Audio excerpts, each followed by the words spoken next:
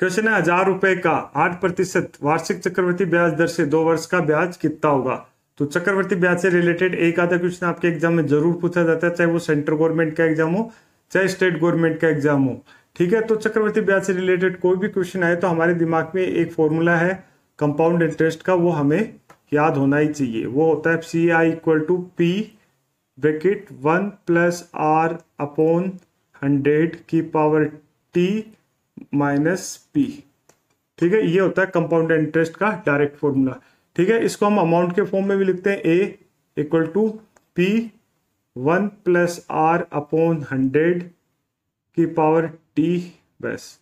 इसमें ये P नहीं लिखते क्योंकि हमको पता है कि जो अमाउंट होता है, अमाउंट मतलब मिश्र धन इक्वल टू होता है P से प्रिंसिपल मतलब मूलधन, I से इंटरेस्ट यानी ब्याज वो होता है। ठीक है, तो हम इसमें मूलधन क्या करते हैं, एक तरह से माइनस करते हैं, क्योंकि जब हम इंटरेस्ट निकालते हैं तो अमाउंट से माइनस कर देते हो। तो ये अगर I है तो ये P इधर आ जाएगा, तो अमाउंट से माइनस कर दिया। ठीक है, अब क्वेश्चन को पढ़ो। 1,000 रुपए का 8% वार्षिक चक्रवृद्धि ब्याज दर से 2 वर्ष का ब्याज कितना होगा। तो जो हमारा मूलधन है, मूलधन कितना है P, प्रिंसिपल P कितना हमारे पास 1,000 रुपए, 100,000 रुपए।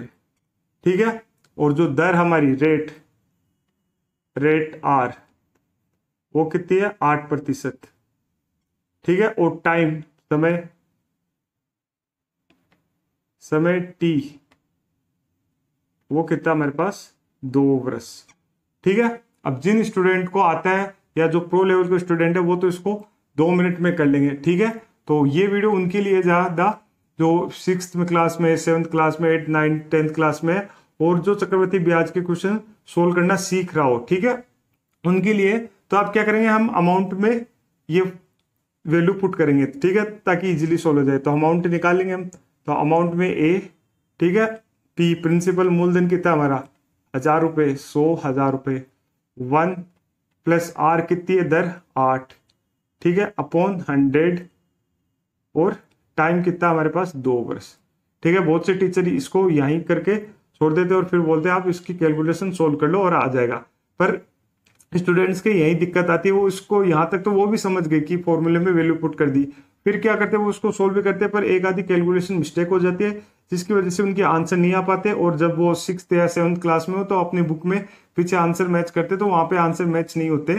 तो उनके लिए कहूंगा कि आप कैलकुलेशन को ठीक से करें, रुके ना। देखो हम यहाँ पे करते हैं, ये 1 LCM ले लिया यहाँ पे, सॉरी 1 यहाँ लगा दिया क्योंकि 1/1 यहाँ पे LCM आ जाएगा 100, तो ये आ जाएगा 1000, यहाँ पे LCM आ जाएगा 100, इसमें डिवाइड किया 100 और 100 को 1 से मल्टीप्लाई किया 100 प्लस 100 का 100 में डिवाइड किया 100 का आया 1 बार और 1 को 8 से मल्टीप्लाई किया 8। ठीक है, और ये पावर 2, तो ये आ जाएगी 1000 और ये 100 और 8 कितने हुए 108/100।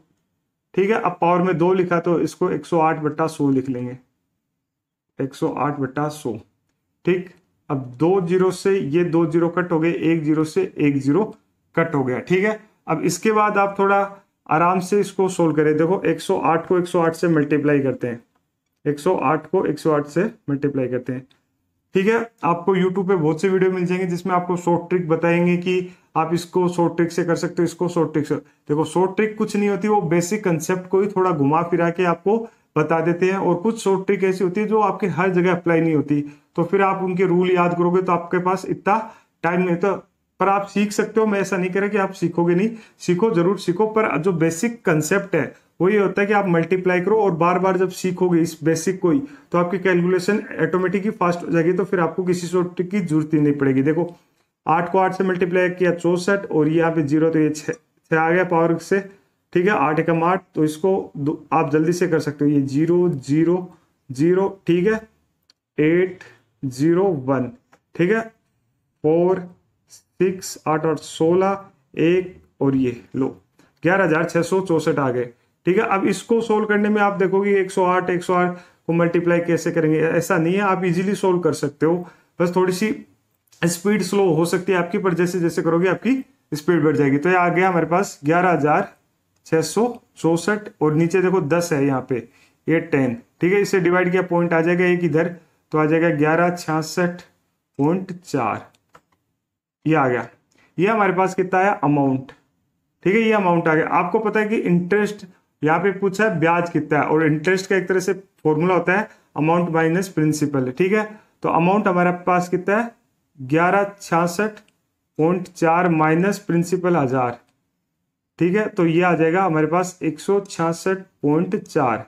तो जो इंटरेस्ट आया, जो ब्याज आया वो कितना है 166.4, तो ब्याज हो जाएगा 166.4 रुपए, ठीक है। तो चक्रवृद्धि ब्याज से रिलेटेड एक आधा क्वेश्चन आपके एग्जाम में जरूर पूछा जाता है, चाहे वो कोई भी एग्जाम हो। तो ऐसे क्वेश्चन करने के लिए आपको जो दिमाग में जो बेसिक कंसेप्ट है वो ये है, सीआई का फॉर्मूला या अमाउंट का फॉर्मूला है, वो आपको याद होना चाहिए। अगर आपको ये याद है तो आप एग्जाम में कोई भी क्वेश्चन हो इसको इजीली सोल्व कर सकते हो, क्योंकि ये इसका बेसिक कंसेप्ट है, ठीक है।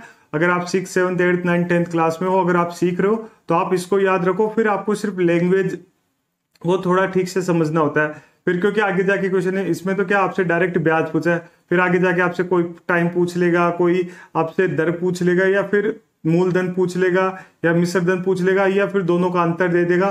तो इस तरह के कॉम्प्लेक्स क्वेश्चन, लेंथी क्वेश्चन भी आपको इजीली सोल्व कर सकते हो कि ये कैलकुलेशन है। आप धीरे धीरे जब कैलकुलेशन करोगे तो आपका की कैलकुलेशन वो है वो थोड़ी फास्ट होती जाएगी धीरे धीरे करते करते, और आप बहुत इजीली एक जो चक्रवृद्धि ब्याज से रिलेटेड कोई भी क्वेश्चन हो वो सोल्व कर पाओगे।